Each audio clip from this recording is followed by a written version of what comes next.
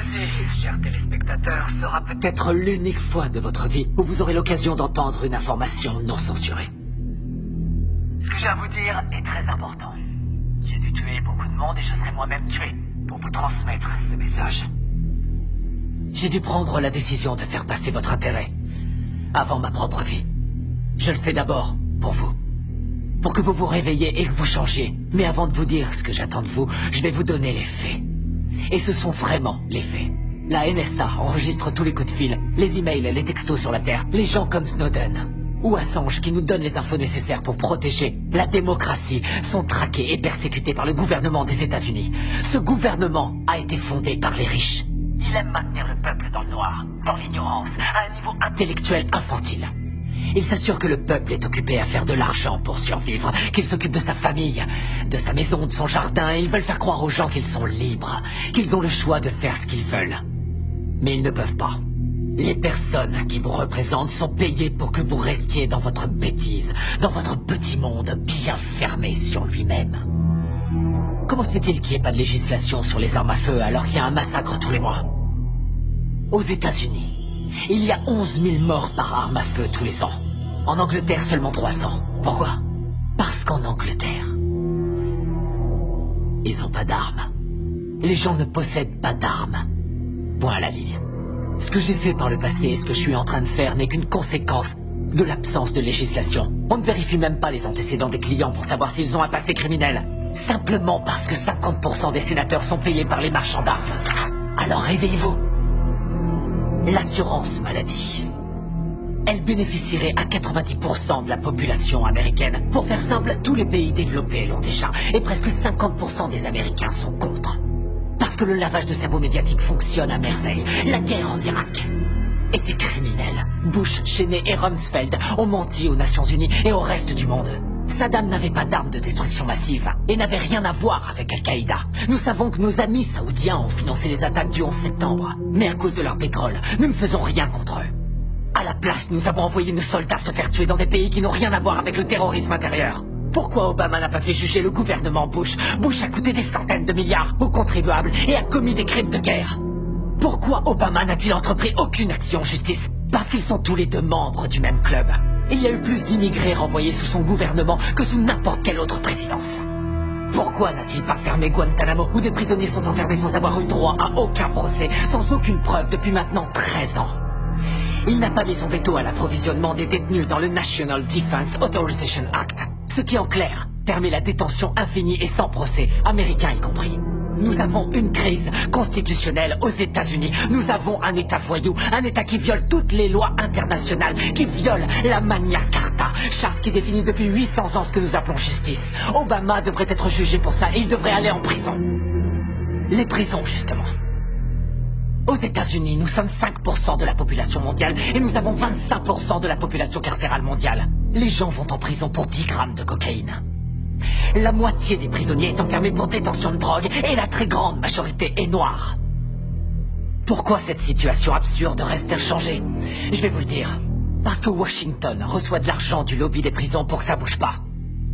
Pourquoi les pop stars, les célébrités, les courtiers, tous les gens pleins de fric qui se gavent de coke et d'exta à longueur de journée vont jamais en prison? Parce que quand vous êtes plein aux as, vous êtes au-dessus des lois. Regardez Lincoln, le film de Spielberg, et vous croirez que la guerre civile a eu lieu pour libérer les esclaves. Comme quoi le milliardaire Spielberg vous rend encore plus bête.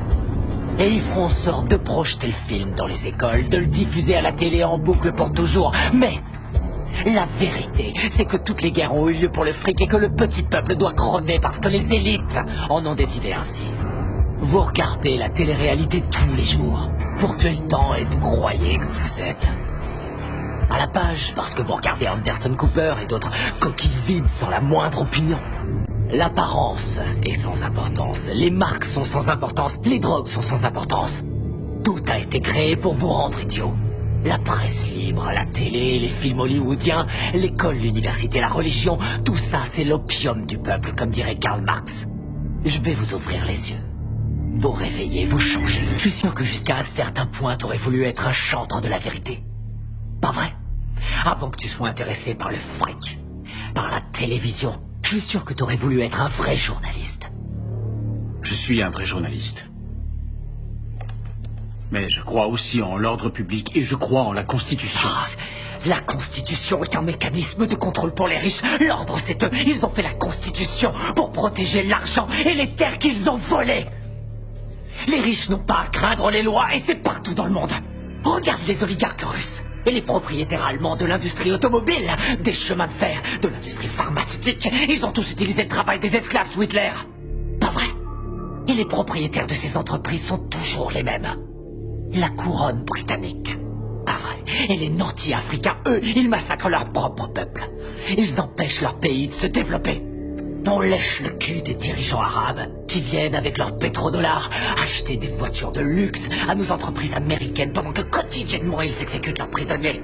Ils accordent aucun droit aux femmes, ils tuent les gays. Seulement ça, on s'en fout royalement parce qu'ils ont le pognon. Nos grands patrons ne sont que des gangsters en costume à rayures. Ils se foutent complètement du régime des lois. Ils ont mis en place le plus sophistiqué des systèmes de sécurité intérieure de l'histoire de l'humanité. Ils ont violé les plus basiques de nos droits constitutionnels et nos libertés civiles. Ils ont détourné les ministères du gouvernement en filiales de leurs propres entreprises. Ils se sont emparés du système de contrôle de l'information pour saturer les ondes de mensonges dont tu es un bon contributeur, Chip. Tu n'es pas différent des autres journalistes. Tous les présentateurs de journaux sont dans la poche de quelqu'un. J'ai pas raison. C'est quoi le programme ici? Bien que tuer des innocents est une solution. Je crois, oui. Franchement, est-ce que c'est pas la solution que l'Amérique utilise aux quatre coins du monde? Avec leurs drones. Qu'est-ce qu'ils envoient, les drones? Des bombes ou des bonbons pour les petits-enfants? On tue 50 gamins, Chip, pour avoir un terroriste. On pille pas le tiers-monde, peut-être? On les laisse crever de faim, et crever tout court pour maintenir notre niveau de vie. La situation est grave. Les discours pacifiques ne suffisent pas, on connaît les crimes, le réchauffement climatique est une réalité. On sait que les lobbyistes ont acheté Washington, on a vu l'effondrement de la bulle financière, mais on continue à imprimer de la monnaie. Pour retarder l'inéluctable, dans 50 ans ou même avant, tout sera terminé. Nous sommes de plus en plus nombreux sur la planète et il y a de moins en moins de nourriture, d'eau et de pétrole. Dans une centaine d'années, il n'y aura plus de terre du tout. Avec des mots, on ne changera rien, c'est trop tard. La seule façon dont je peux intervenir sur ces vies, c'est en les prenant. La seule façon dont je peux intervenir auprès de toi, c'est en te tuant. N'y a-t-il pas une meilleure solution? Par exemple, fonder un parti. Enfin, convaincre les gens de vous élire, faire la différence dans les... Me faire élire? Me faire élire dans quoi? Tu m'écoutes pas. Ça sert à quoi de se faire élire? Arrête de dire des conneries. Chip, c'est quoi la politique? Que tu sois démocrate ou que tu sois républicain, ça change strictement rien. Tous les gouverneurs, qu'ils soient républicains ou démocrates, ont été achetés. On peut toujours voter et élire quelqu'un. Ça change rien. Ce sont les lobbyistes qui ont le pouvoir. Toutes les histoires ont deux versions différentes, chacun a son opinion. C'est ce qui donne à la démocratie tout son intérêt. Le fait que nous puissions tous exprimer notre opinion. Ouais. Aussi longtemps que l'expression de ces opinions ne change rien. Julian Assange, Hammond, Snowden, ce sont les prophètes de notre époque, les voix qui crient dans le silence du désert. Et ce sont ceux-là que l'État s'acharne à martyriser. Notre démocratie est morte. On nous interdit de dire ce que nous pensons. À elle seule, cette interview devrait suffire à m'envoyer en prison sans jugement. Pour toujours, on va m'envoyer à Guantanamo. Ça sert plus à rien de s'exprimer. Et vous ne pensez pas pouvoir changer cet état de fait? Je peux pas. Je crois que c'est le seul moyen de faire avancer les choses. Ce que j'attends de vous, c'est que vous changez le monde. Et ça se fera pas tout seul, ça se fera pas pacifiquement. Nous allons devoir tuer les riches. Sortez de chez vous. Prenez vos armes. Allez faire sauter Washington. Partez à la chasse aux milliardaires, aux patrons de banques, aux ordures, aux PDG, aux menteurs, aux gouverneurs, aux lobbyistes, aux sénateurs. Tout ça, c'est du pareil au même. Il faut les pendre. Au premier arbre que vous trouverez, nous devons faire le ménage, tout rendre propre. Nous devons repartir du début. Il nous faut une nouvelle chance. Mais je peux pas le faire seul. J'ai besoin de votre aide. J'ai besoin de vous maintenant. Je vous remercie par avance pour votre aide.